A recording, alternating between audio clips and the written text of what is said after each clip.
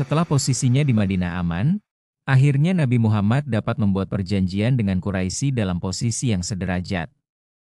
Karena percaya diri dengan stabilitas negara Muslim dan diilhami oleh wahyu baru yang menjanjikan kemenangan, Nabi Muhammad mengirimkan 1.500 tentara ke Mekah pada 628 Masehi. Tujuan pasukan ini bukan untuk berperang. Mereka mengenakan 2 potong kain untuk berhaji dan hanya membawa pedang. Tak ada persenjataan, kavaleri, dan panji-panji perang.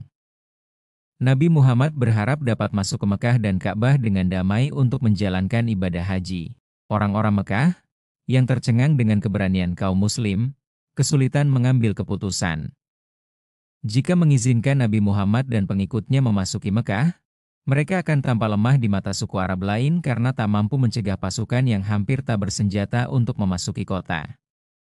Sebaliknya, peran utama mereka di Mekah untuk melayani ziarah bagi setiap orang dianggap sebagai tugas yang sangat serius. Akhirnya, mereka merundingkan perjanjian dengan Nabi Muhammad. Mereka setuju untuk mengosongkan Mekah selama 3 hari agar Nabi Muhammad dan kaum Muslim bisa menyelesaikan ibadah haji pada tahun depan. Nabi Muhammad pun harus kembali ke Madinah pada tahun tersebut tanpa bisa mengunjungi kampung halamannya. Selanjutnya, disepakati juga gencatan senjata. Mekah dan Madinah, beserta suku-suku sekutunya, akan menahan diri untuk tak berperang selama 10 tahun. Sebagian kaum Muslim tak puas dengan syarat-syarat perjanjian Hudaybiyah karena berharap bisa segera masuk ke Mekah atau bahkan menaklukkan Quraisy. Akan tetapi, perjanjian ini memberikan waktu istirahat dari konflik sehingga Nabi Muhammad bisa mengembangkan Islam keluar Madinah. Tanpa ancaman perbedaan dari dalam dan serbuan dari luar, kini dia mendapat kebebasan mengirimkan pendakwah ke seluruh semenanjung Arab dan di luarnya, Bizantium dan Kekaisaran Persia di utara. Suku-suku Badui sendiri masuk Islam secara bersamaan dan menggabungkan diri dengan Nabi. Bahkan, orang-orang Mekah pun mulai beralih. Khalid bin Walid dan Amr bin As, 2 pemimpin militer Quraisy terbesar, meninggalkan Mekah dan bergabung dengan Nabi Muhammad di Madinah beberapa tahun setelah perjanjian Hudaybiyah. Perjanjian tersebut tak mampu memberikan kendali langsung atas tempat paling suci ini, tetapi memungkinkan Islam tumbuh secara eksponensial di seluruh Jazirah Arab. Hal itu sangat mengecewakan para tokoh keras kepala di Mekah yang berharap bisa menghentikan Islam beberapa tahun sebelumnya. Selanjutnya, kesucian perjanjian tak sepenuhnya dipatuhi. Hanya 2 tahun setelah disepakati, suku sekutu Quraisy melancarkan serangan kejutan terhadap suku sekutu Nabi Muhammad tepat di luar kota Mekah.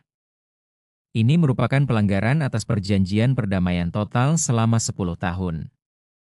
Karena perjanjian telah batal, Nabi Muhammad dapat menyeru kepada sekutu-sekutunya di seluruh semenanjung untuk bergabung dalam ekspedisi baru ke Mekah.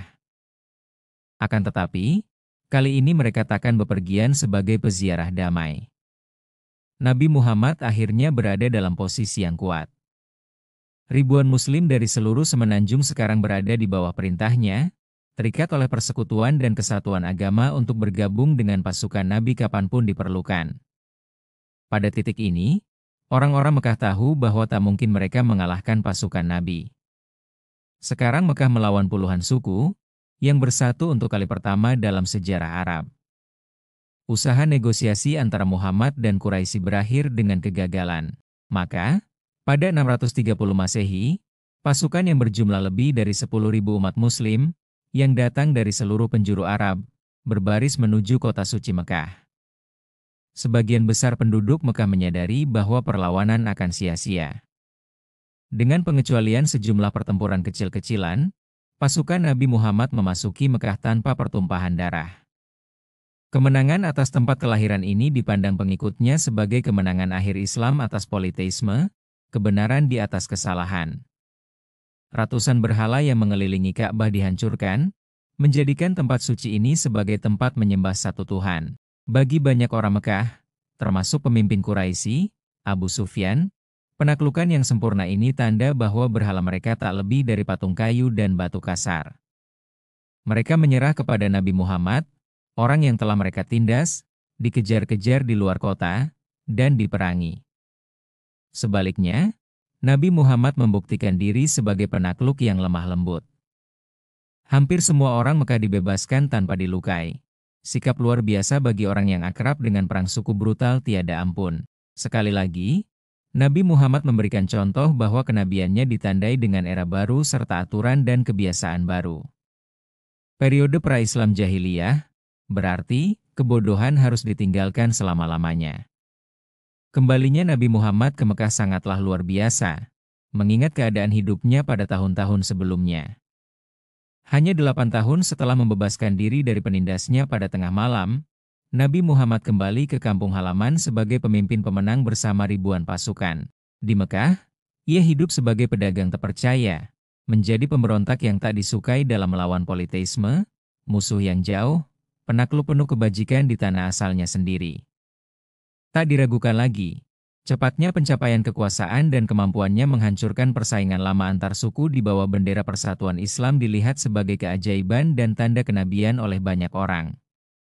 Kaum muslim pada zaman itu, termasuk yang menderita pada awal-awal tahun penindasan di Mekah dan yang baru masuk Islam setelah penaklukan Mekah, menjadi yakin bahwa ada yang istimewa tentang Islam. Di mata mereka, Islam dibimbing dan dilindungi Tuhan dan mereka mendapat misi khusus untuk menyebarkan agama sejati ini ke seluruh dunia. Pola pikir ini akan memainkan peran besar dalam cara kaum muslim memandang dirinya di panggung dunia dalam sepanjang sejarahnya.